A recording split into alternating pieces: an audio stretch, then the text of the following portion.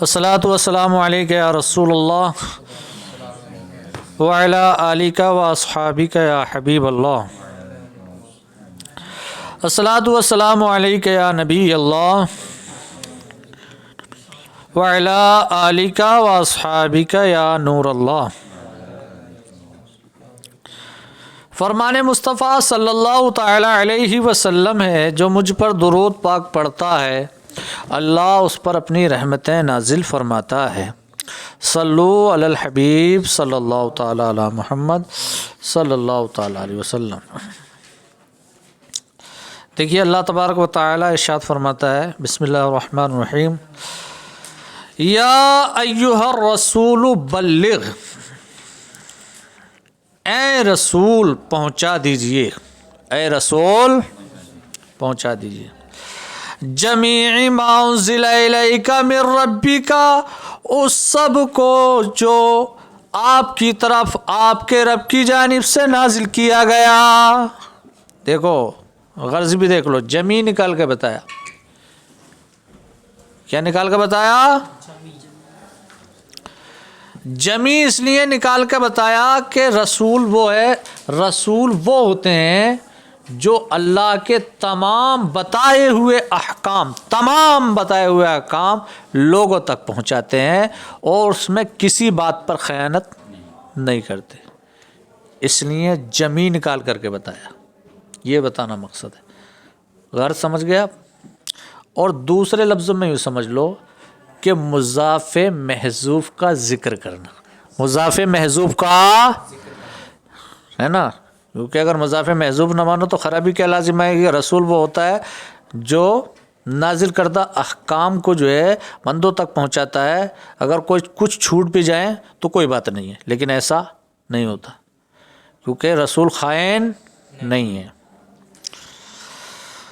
وَلَا تَكْتُمْ شَيْئًا مِّنْهُ خَوْفًا، اور تم کچھ بھی اس میں سے مت چھپانا، کچھ بھی اس میں سے چھپانا، خوفاً ڈر کی وجہ سے، ان تنال بمکروہ، کہ آپ کو مکروہ تک پہنچایا جائے، یعنی کہ آپ کو تکلیف پہنچائے، یعنی آپ اس میں سے ان احکام خدا بندی میں سے کوئی بھی حکم مت چھپانا، اس ڈر کی وجہ سے کہ آپ کو تکلیف پہنچائے جائے۔ سمجھ میں آئی بات؟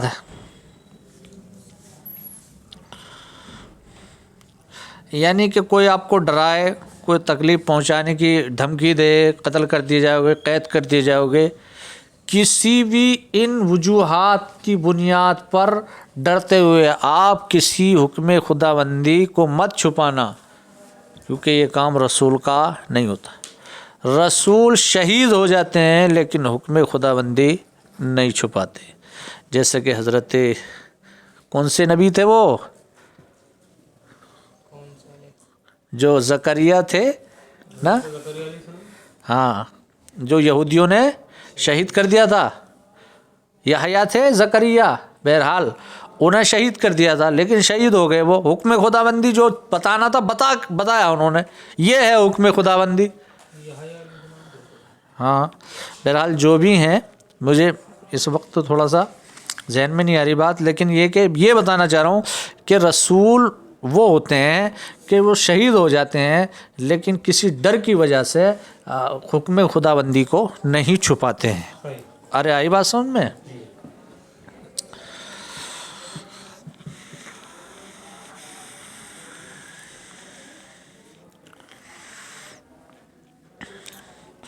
وَإِن لَّمْ تَفْعَلْ، اور اگر تم نہ کر سکو، اگر تم نہ کر سکو، کیا مطلب؟ اے لم تبلغ، تبلغ جمیع ما انزل الیک، اگر تم نہ کر سکو کیا مطلب؟ اگر تم تمام احکام خدا بندی کو جو کہ تمہارے رب کی جانب سے تمہاری طرف نازل کیے گئے ان کو پہنچا نہ سکو مطلب یعنی لوگوں تک، تو فما بلغتا رسالتہ، فما بلغتا رسالتہ، یعنی بالافرادی والجمی، یعنی اس کو آپ رسالتہ بھی پڑھ دیے، رسالتہ بھی پڑھیں آپ، اور رسالات تاہو بھی پڑھ سکتے ہیں، مفرد کے ساتھ بھی پڑھ سکتے ہیں، جمع کے ساتھ بھی پڑھ سکتے ہیں۔ ارے آئی بات سن میں؟ تو کیا نتیجہ نکلا؟ تو آپ اگر تبلیغ نہ کر سکو اس سب احکام کی جو نازل کیے گئے آپ کے رب کی جانب سے آپ تک، تو آپ نے اپنے پیغام کو نہیں پہنچایا۔ واحد بھی اور جمع بھی، واحد کہو یا جمع کہو، مطلب یہ ہے کہ سب نے پہنچایا تب نہیں پہنچایا، اور ایک نہیں پہنچایا تو وہ سب نہیں پہنچایا۔ سمجھ میں آئی بات؟ کیا غرض ہے اس کی؟ واحد اور جمع پڑھنے سے افراد اور جمع انہوں نے نکال کے بتایا ہے۔ کیا غرض ہے اس کی؟ یہ افراد و جمع نکال کر یہ قرات بتانا چاہتے ہیں۔ کیا بتانا چاہتے ہیں؟ قرات بتانا چاہتے ہیں کہ ایک قرات یہ مفرد کے ساتھ بھی ہے اور جمع کے ساتھ بھی ہے۔ سمجھ میں آئی بات؟ اب دیکھیں آگے، کیوں بھائی؟ لِأَنَّ کتمان بعضها کا کتمان کلیہ، اس لیے کہ بعض پیغام کو چھپانا وہ سارے ہی پیغامات کو چھپانا ہے۔ سمجھ میں آئی بات؟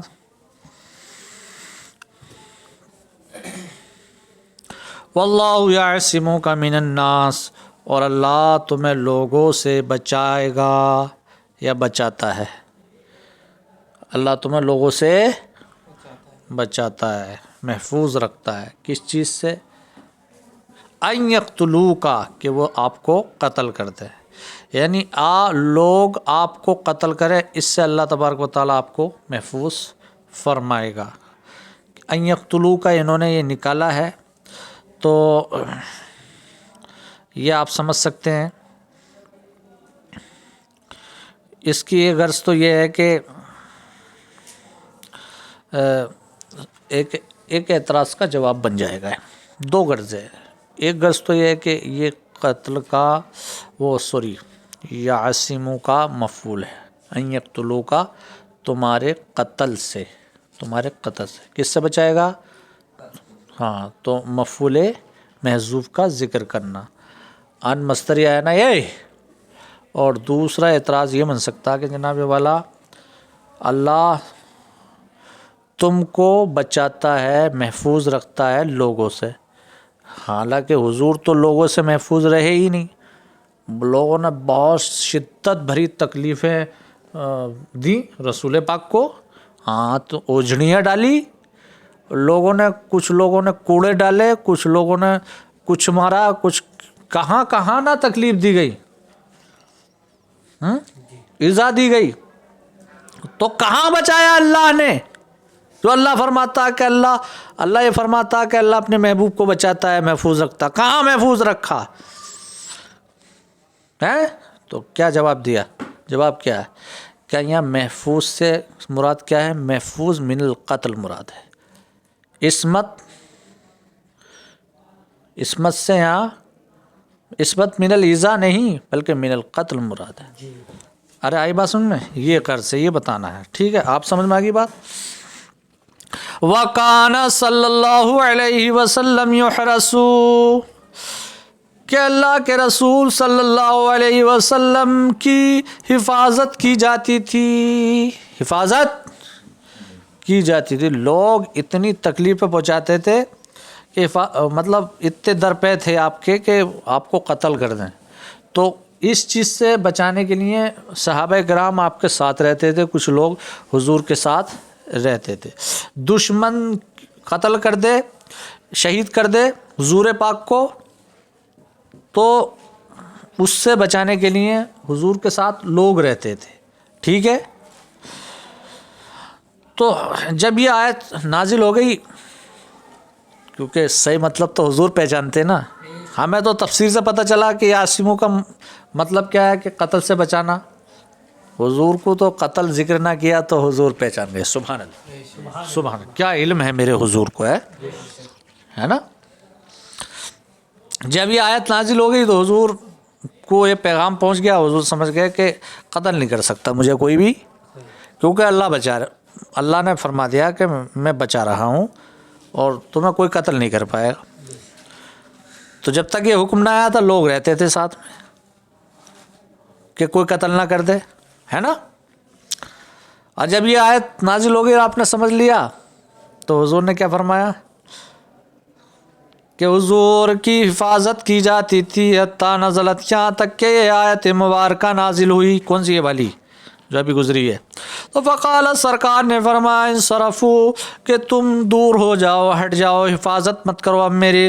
فقد عصمنی اللہ، کہ اللہ تبارک و تعالیٰ نے مجھے محفوظ فرما دیا ہے. رواہ الحاکم، اس کو حاکم نے روایت کیا ہے اس والی حدیث کو. تو حضور نے ہٹا دیے، وہ لوگ بالکل ہٹا دیے کہ اب مجھے نہیں قتل کرے گا، کیونکہ اللہ نے کہہ دیا کہ اللہ نے تمہیں محفوظ کر دیا، قتل سے کوئی قتل ہی نہیں کر پایا. اور ہوئے بھی ایسے واقعات آئے. ایک تو آیا اور تلوار لے کے کھڑا ہو گیا، اس حضور پہ سوار ہو گیا اور وہ بولا کہ اب قتل کروں گا، اب بتاؤ تمہیں کون بچا گا. تو سرکار بولے کون بچا گا؟ میرا رب بچا گا. مارنے کو ہی تھا تلوار، حضرت جبریل نے ہاتھ مارا، تلوار دور گری، حضور نے تلوار اٹھائی تو اب حضور بولے اب تو بتا تجھے کون بچا گا. بھائی صاحب کانپ گیا، پسینہ پسینہ ہو گیا، زمین ہلنے لگی اس انسان کے نیچے سے. تو حضور نے فرمایا گھبرا مت، جیسا تو ہے ویسا میں نہ ہوں، میں تو نبیوں کا سردار ہوں، رؤوف الرحیم ہوں، کریم ہوں، شفیع المذنبین ہوں، گناہ گاروں کی بخشش کرانے والا ہوں، ہے کہ نہیں. اللہ رب العالمین ہے تو میں رحمت للعالمین ہوں. سبحان اللہ. چلو بھائی دیکھو کافی ہوگی. ان اللہ لا یہدی القوم الکافرین، بے شک اللہ کافر قوم کو ہدایت نہیں دیتا. سمجھ میں آئی بات؟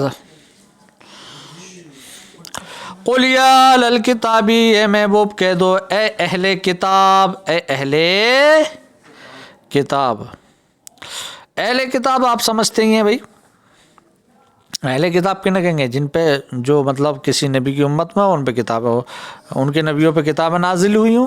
تو سب کو فرمایا جا رہا اے اہل کتاب لستم علی شیء، کہ تم کسی چیز پر نہیں ہو، تم کسی چیز پر نہیں ہو. مطلب من الدین معتدی، یعنی ایسے دین پر نہیں ہو جس کو شمار کیا جائے، یعنی تمہارے دین کی کوئی حیثیت نہیں ہے، تمہارے دین کی کوئی حیثیت نہیں ہے. دیکھو میں آپ کو بتا دوں من الدین کی غرض بتا رہا ہوں. اس کو مقدر مانا ہے شارح نے، تو پھر مقدر مان کے اس کو ذکر کیا من الدین، کہ یہاں مراد جو قرآن میں ہے کہ نا تم کسی شے پر نہیں ہو، شے پر. اور حالانکہ کفار تو بتیری شے پر تھے کہ نہیں؟ اللہ نے فرمایا قل یا اہل الکتاب لستم علی شیء، کہ تم کسی شے پر نہیں ہو، حالانکہ کافر تو شے پر تھے نا. تو یہاں من الدین نکال کر کے بتایا کہ یہاں شے سے ہر شے مراد نہیں بلکہ شے مقید مراد ہے، اور شے مقید سے مراد کیا ہے؟ من الدین ہے، دین ہے، دین ہے. سمجھ میں آئے گی بات؟ کہ تمہارے دین کی کوئی حیثیت نہیں ہے، جس دین پر تم ہو اس دین کی کوئی حیثیت نہیں ہے. قل یا اہل الکتاب لستم علی شیء، تمہیں محبوب کہہ دو اے اہل کتاب تم کسی شے پر نہیں ہو، یعنی کس دین پر نہیں ہو، جس دین پر، ایسے دین پر نہیں ہو معتد بھی جس کو شمار کیا جائے، جس کی کوئی حیثیت ہو. یعنی جس دین پر تم ہو اس کی کوئی حیثیت نہیں. ابے وہ کفر ہی کفر ہے بھائی, شرک ہی شرک ہے وہ ہے. کسی نے عزیر کو اللہ کا بیٹا مان لیا, کسی نے عیسیٰ کو اللہ کا بیٹا مان لیا, کچھ سے کچھ مانے پھر رہو. تو جس چیز کو یہ والا جس چیز کو تم مان رہے ہو, یہ جو مذہب بنا رکھا, اس کی کوئی حیثیت نہیں ہے, اس کی کوئی بنیاد نہیں ہے, اس کی کوئی جڑ نہیں ہے, یہ حق نہیں ہے, بالکل بیکار ہے. اسے مان کے تم سرخ روئی حاصل نہیں کرو گے, عذاب خدا بندی کے علاوہ کچھ نہیں ملے گا تمہیں, نہ دنیا میں ملے گا کچھ, نہ آخرت میں کچھ ملے گا. حتیٰ تقیموا التوراۃ والانجیل, یہاں تک کہ تم قائم کرو گے ہے نا کس کو, توریت کو اور انجیل کو, وما انزل الیکم من ربکم, اور اس کو جو نازل کیا گیا تمہاری جانب, تمہارے رب کی جانب سے. مطلب بِأَن تَعْمَلُوا, قائم کرنے کا مطلب کیا, بِأَن تَعْمَلُوا بِمَا فِيهِ, اس مطلب کیا بتانا کہ یہاں تک کہ تم قائم کر لو توریت اور انجیل کو, اور اس سب کو جو نازل کیا گیا تمہاری طرف تمہارے رب کی جانب سے. مطلب کیا ہے کہ تم اسے قائم کر لو گے تب تم جو ہے کسی شے پر ہوگے, یعنی کسی دین پر ہوگے, ہے نا, کسی دین پر ہوگے. تو قائم کرنے کا کیا مطلب ہے, یعنی بِأَن تَعْمَلُوا بِمَا فِي, اس طور پر کہ تم اس عمل کرو اس پر جو ان کے اندر ہے, جو ان کے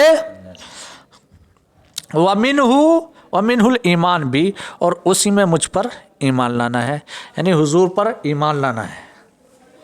یعنی توریت اور انجیل کو مانو, اور جو حضور تمہیں بتا رہے ہیں تمہاری طرف آ رہا ہے اس کو مانو, اور حضور پر ایمان لے آؤ. تب مانا جائے گا کہ تم دین پر ہو, تم دین پر ہو, اور اس کی حیثیت ہے, اور وہی دین پر حق ہے. ارے آئی بات سمجھ میں بھائی؟ جی. وَلَا يَزِيدَنَّ كَثِيرًا مِّنْهُمْ مَا أُنزِلَ إِلَيْكَ مِن رَبِّكَ, اور ان میں سے اکثر لوگوں کو زیادہ کر دے گی وہ چیز جو نازل کی گئی تمہاری طرف تمہارے رب کی جانب سے. یعنی ان لوگوں میں سے, یعنی کن لوگوں میں سے ابھی جن کا ذکر کیا, اہل کتاب میں سے جو لوگ ہیں, جو بہت سارے لوگ ہیں, ان کو زیادہ کر دے گی. زیادہ کون کرے گی, ما انزل الیک من ربک, وہ سب باتیں جو وہ چیز جو نازل کی گئی تمہاری طرف تمہارے رب کی جانب سے. وہ کیا ہے, القرآن. کیا ہے وہ, من القرآن. من القرآن کی غرض کیا ہے, ماں کا کیا ہے, بیان ہے, یعنی وہ چیز کیا ہے, وہ قرآن ہے. یعنی قرآن اہل کتاب میں سے اکثر لوگوں کو زیادہ کر دے گی. کس اعتبار سے, طغیان و کفرا, سرکشی اور کفر کے لحاظ سے. یعنی قرآن ان اہل کتاب کے کفر کو زیادہ کر دے گا, اور کیا کر دے گا, سرکشی کو زیادہ کر دے گا. سمجھ میں آئی بات؟ اور یہ ایسا کیوں ہو رہا ہے, لِکُفْرِهِمْ بِهِمْ, ان سب لوگوں کے اس سے کفر کرنے کی وجہ سے. ارے آئی بات سمجھ میں, ان سب لوگوں کے اس سے کفر کرنے کی وجہ سے. ارے آئی بات سمجھ میں. فَلَا تَعْسَى, یعنی تم رنجیدہ مت ہو, تحزن رنجیدہ مت ہو, علی القوم الکافرین, قوم کافر پر, ان لم یؤمنوا بک, جب کہ یہ تم پر ایمان نہ لائیں. یعنی جب کافر ایمان نہیں لاتے تھے حضور پر تو حضور رنجیدہ ہوتے تھے.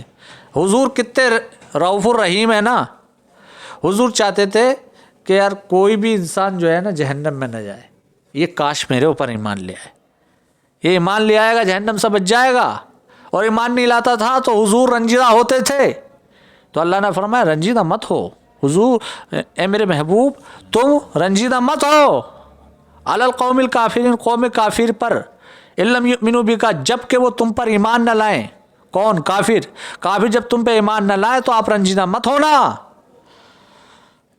اے لا تہتم بہم, یعنی تم ان کو زیادہ اہمیت مت دینا, ان کو زیادہ اہمیت مت دینا. ارے آئی بات سمجھ میں بھائی؟